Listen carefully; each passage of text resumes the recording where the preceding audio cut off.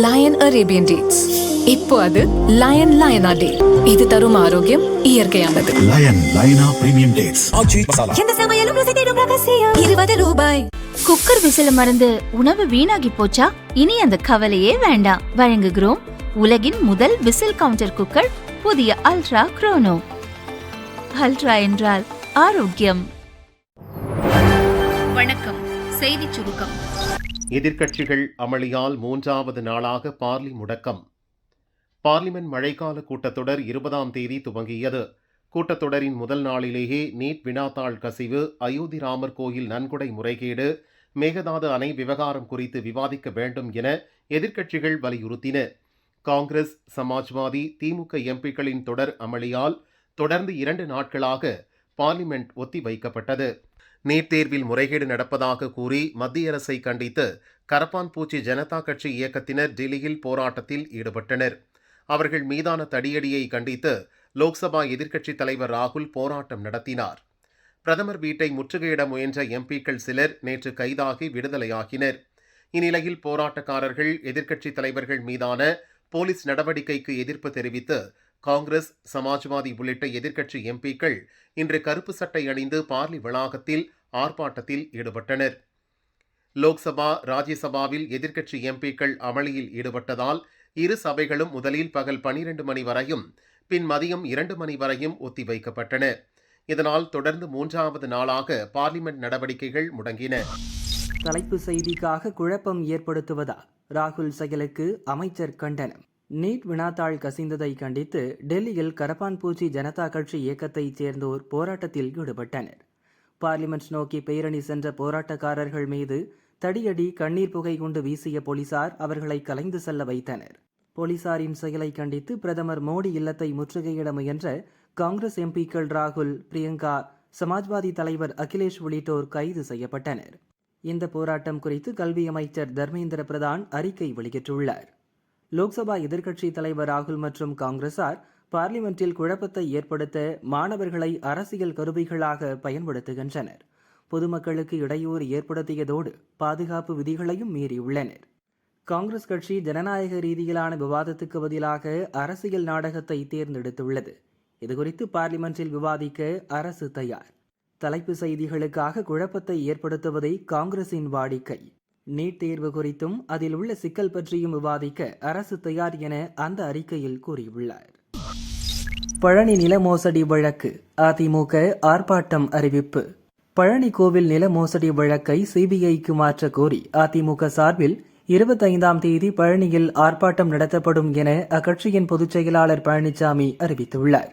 அவரது அறிக்கை: பழனி தண்டபாணி சுவாமிகள் அறக்கட்டளைக்கு சொந்தமான 100 கோடி ரூபாய் மதிப்புள்ள நிலத்தை தனியாருக்கு பத்திரப்பதிவு செய்து கொடுத்த விவகாரம் பெரும் கொந்தளிப்பை ஏற்படுத்தியுள்ளது. இந்த விவகாரத்தில் அரசின் செயல்பாடுகள் சந்தேகத்திற்குரியதாக இருக்கிறது. இதனால் நடுநிலையான அமைப்பு ஒன்றின் சார்பில் விசாரணை நடத்தப்பட வேண்டும். எனவே இந்த வழக்கை தமிழக அரசு சிபிஐ வசம் ஒப்படைக்க வேண்டும். இதை வலியுறுத்தி அதிமுக சார்பில் வரும் 25ஆம் தேதி பழனி மயில் ரவுண்டானா மத்திய பஸ் நிலையம் அருகே மாபெரும் கண்டன ஆர்ப்பாட்டம் நடைபெறும். முன்னாள் அமைச்சர் திண்டுக்கல் சீனிவாசன் தலைமையில் நடக்கும் ஆர்ப்பாட்டத்தில் அதிமுகவினர், பொதுமக்கள் பங்கேற்க வேண்டும் என பழனிசாமி கூறியுள்ளார்.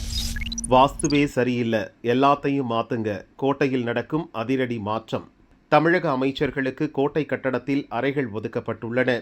புதிய அரசு பதவியேற்றது முதல் அமைச்சர்களின் அறைகளில் எந்த மாற்றமும் செய்யப்படாமல் இருந்தது.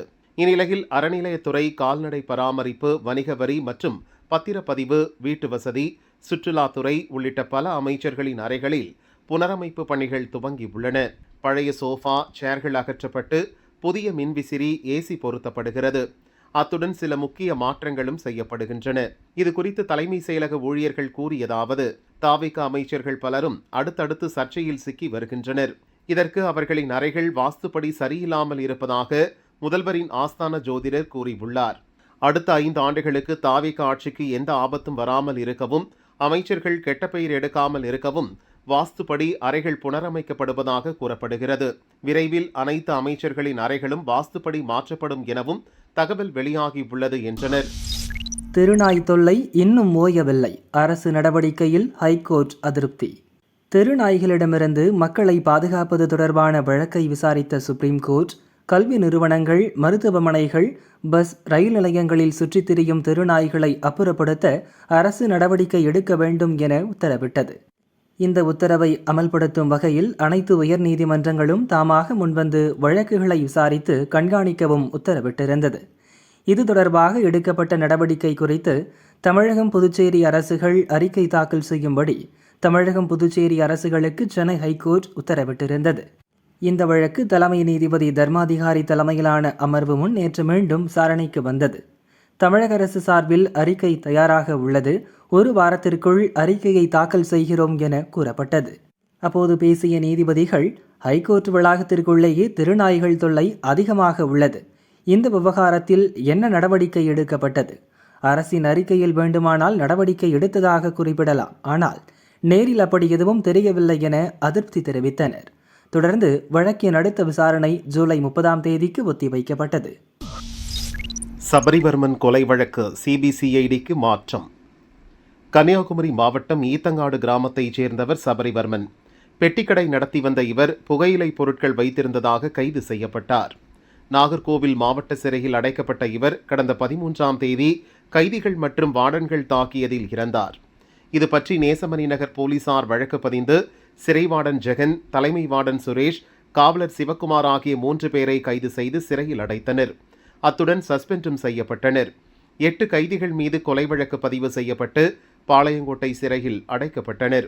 இந்நிலையில் சபரிவர்மன் கொலை வழக்கை நேசமணி நகர் போலீசார் விசாரித்து வந்த நிலையில் சிபிசிஐடிக்கு மாற்றி தமிழக அரசு உத்தரவிட்டது. மருந்து இறக்குமதிக்கு 200% வரி, அதிபர் ட்ரம்ப் அறிவிப்பு. இந்திய நிறுவனங்கள் ஷாக்.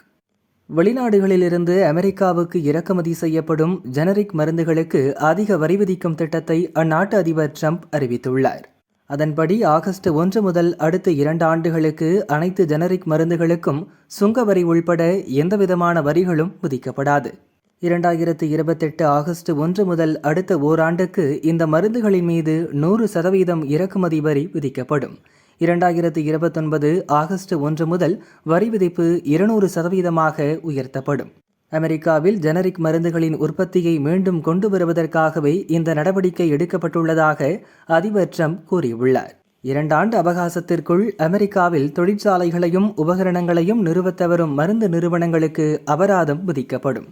ஜெனரிக் மருந்துகளை அமெரிக்காவிற்கு ஏற்றுமதி செய்யும் முக்கிய நாடுகளில் இந்தியாவும் ஒன்று என்பதால் அதிபர் ட்ரம்பின் அறிவிப்பு இந்திய நிறுவனங்களுக்கு அதிர்ச்சி செய்தியாக அமைந்துள்ளது. ட்ரம்பின் புதிய வரி விதிப்பு திட்டம் அமலுக்கு வந்தால் அமெரிக்க சந்தையில் இந்திய மருந்துகளின் விலை கணிசமாக உயரும். இதன் காரணமாக இந்திய மருந்து நிறுவனங்கள் தங்களது உற்பத்தி மையங்களை அமெரிக்காவிலேயே நிறுவ வேண்டிய நிர்பந்தம் உண்டாகும் என்பதே இதற்கு காரணம் என தகவல் வெளியாகியுள்ளது. 3வது நாளாக உயர்ந்த தங்கம் விலை. சர்வதேச சந்தை நிலவரங்களால் தங்கம் விலை தினமும் ஏற்ற இறக்கத்துடன் காணப்படுகிறது. கடந்த வாரம் இறங்குமுகத்தில் இருந்த தங்கம் விலை இந்த வாரம் திங்கட்கிழமை முதல் தொடர்ந்து உயர்ந்து வருகிறது. இன்று 3வது நாளாக தங்கம் விலை உயர்ந்தது. நேற்று ஒரு சவரன் 1,05,760 ரூபாய்க்கும் கிராம் 13,220 ரூபாய்க்கும் விற்பனையானது. இன்று ஒரே நாளில் தங்கம் விலை சவரனுக்கு 1,680 ரூபாயும் கிராமுக்கு 210 ரூபாயும் உயர்ந்தது. ஒரு சவரன் 1,07,440 ரூபாய்க்கும் ஒரு கிராம் 13,430 ரூபாய்க்கும் விற்கப்படுகிறது. அதேபோல் வெள்ளி விலை கிராமுக்கு 5 ரூபாய் உயர்ந்து ஒரு கிராம் 245 ரூபாய்க்கும் ஒரு கிலோவுக்கு 5,000 ரூபாய் உயர்ந்து 2,45,000 ரூபாய்க்கும் விற்பனையாகிறது. தங்கம் விலை உயர்ந்து வருவதால் நகை பிரியர்கள் அதிர்ச்சி அடைந்துள்ளனர்.